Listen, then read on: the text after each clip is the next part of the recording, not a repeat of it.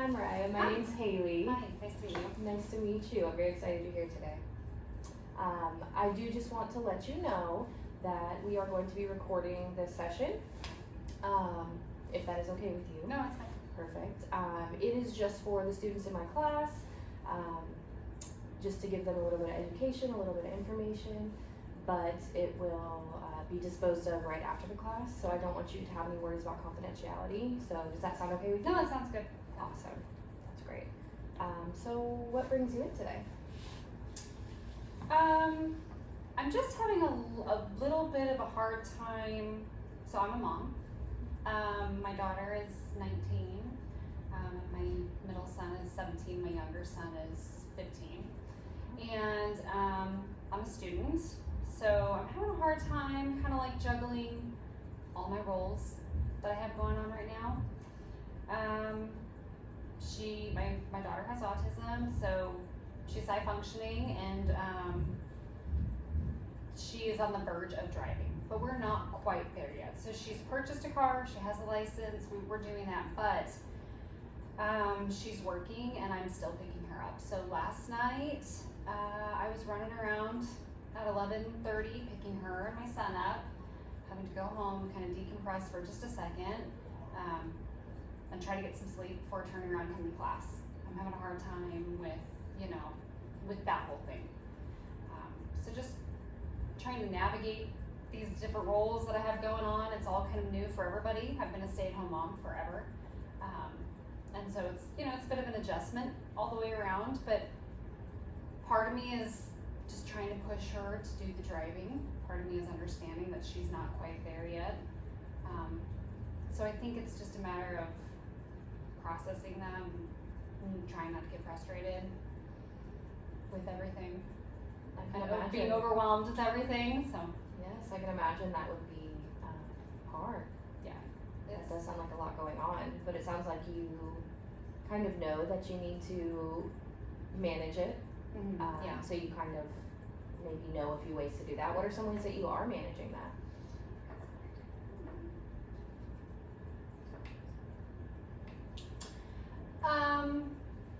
I'm just trying to take chunks, trying not to feel overwhelmed with the assignments and trying to get down to class. Giving myself breaks. Trying my hardest to say no where I can. That's hard because when I'm not in school and I'm not running people around, then I'm also working, which is not an ideal situation. It's a temporary thing. I'm just doing it to help the kids out, to help the classroom out.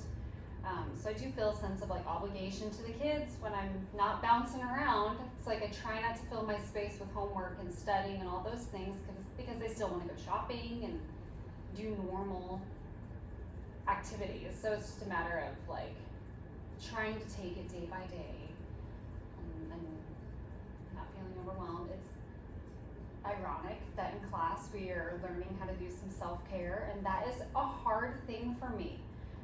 Because I have always been like a pusher, I've kind of just pushed through challenges. So it's learning to like step back and go, okay, I need some space, and trying to force myself for that self-care. So that's challenging. You mentioned before that throughout all of this, you're making sure to take some time to take breaks. What does a break look like for you?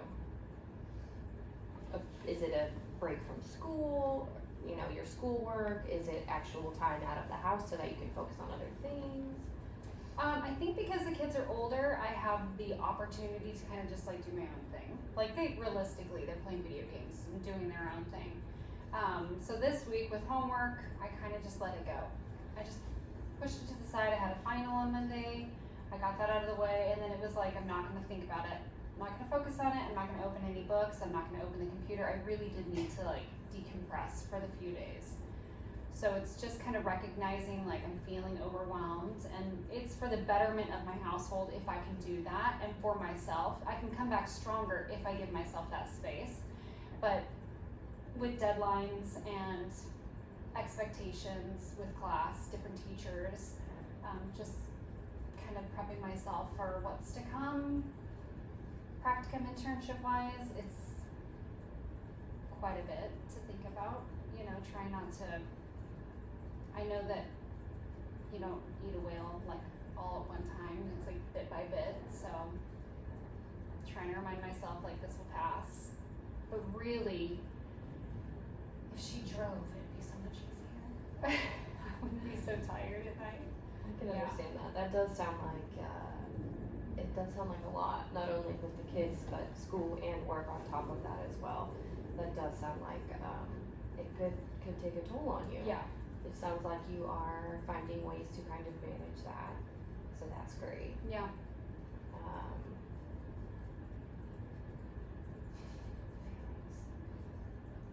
So when you are taking these breaks, how does that make you feel after? Like, so let's talk about how you said this past week you would push aside your schoolwork. Right. How did you feel after that?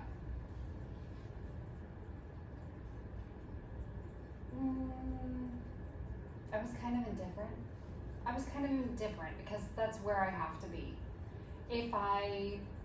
It's not necessarily a break if I sit there and beat myself over the head for taking a break. It does the opposite if I do that. It's like, so I'm just indifferent. Like, whatever, it'll be there, and I'll come back to it.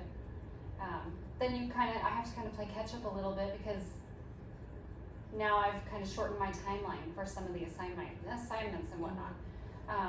But that's what I have to do health-wise to manage. But it's just a matter of like seeing the light at the end of the tunnel. I think that's difficult sometimes. It just feels, and I mean we're only 2 months in, so the grind is real, and the grind is like so not in the near future being over. But the work is, I'm probably not going to work past May. So they really do know that I'm there temporarily, I'm filling a void. They needed an extra set of hands. It's in the CDC classroom, so that also makes it very hard. Really kids with a lot of challenges behaviorally. So, sometimes work is rejuvenating and I come out feeling pretty good about having like camaraderie with my co-workers, and then sometimes it's just exhausting because a desk has been thrown and behaviorally challenged kids wear on you. And then to turn around and like be supportive for my daughter who's doing the college bit, trying,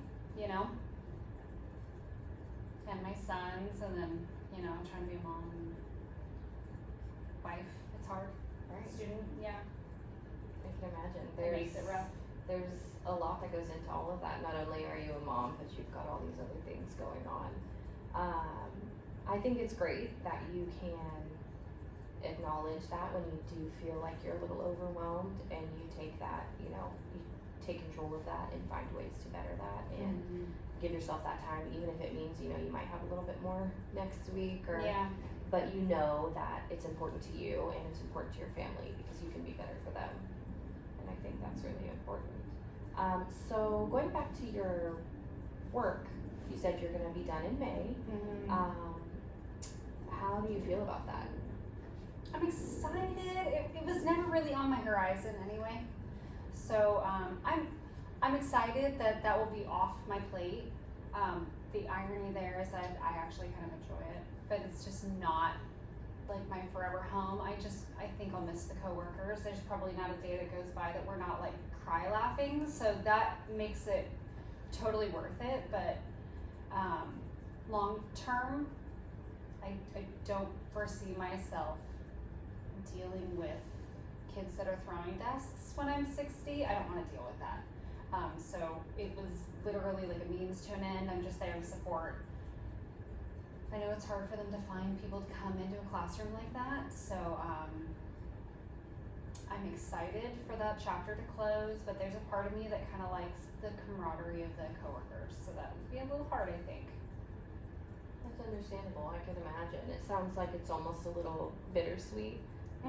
Happy to kind of be done, but at the same time, you're gonna miss some people and some relationships and connections that you may have made. Yeah. Okay. And that also kind of feels like a self. What would you call it? Like self-health or there's a word for it where you're just like tapping into what your body needs. Like you know what I mean? Like, I would say maybe that self-care. Just like we talked about Self-care. You know, it kind exactly. of feels like that box it checks that box for me where it's like I'm going, I'm having a good time, coffee's always going. There's the hard moments, but that doesn't make it the most of the day. So it in and of itself is kind of like a self-care, even though it's kind of stressful. And it eats up time. So I can't get like my schoolwork done in those hours because I'm working. So it's kind of a double-edged sword. It's a little strange. It does both things for me. So it sounds like once you are done with that in May, you're going to have a little bit more time, not only with your family, but to focus on school. Yeah, definitely. That sounds like it may be a little more relaxing for you, potentially.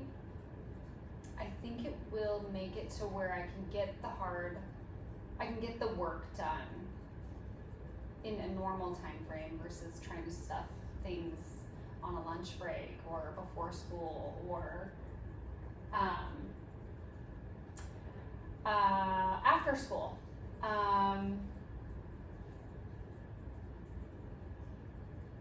It will make things easier in that respect. And I'm not going to be juggling, trying to get to work on time. And I can tend to the house things that I've been ignoring and,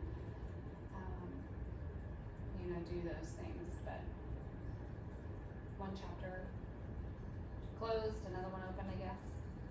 That makes sense. So we've talked a little bit about school, more so in conjunction with everything else. Mm-hmm. How are you feeling about school as a whole right now? Not really with home life and everything, but school. How is school going? School is going well. It's a little overwhelming. Yeah. So definitely, to answer your question earlier, what does that look like for me when I stop working? I mean, really, it will probably not be as overwhelming. School in and of itself will not be as overwhelming. So, that's interesting.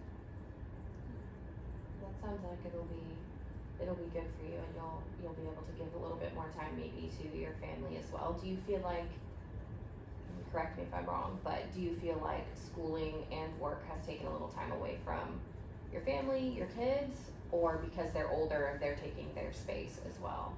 I think they're taking their space, but of course, they still want me, so they'll probably be appreciative to not see me come home so exhausted from work and then have to hit the books.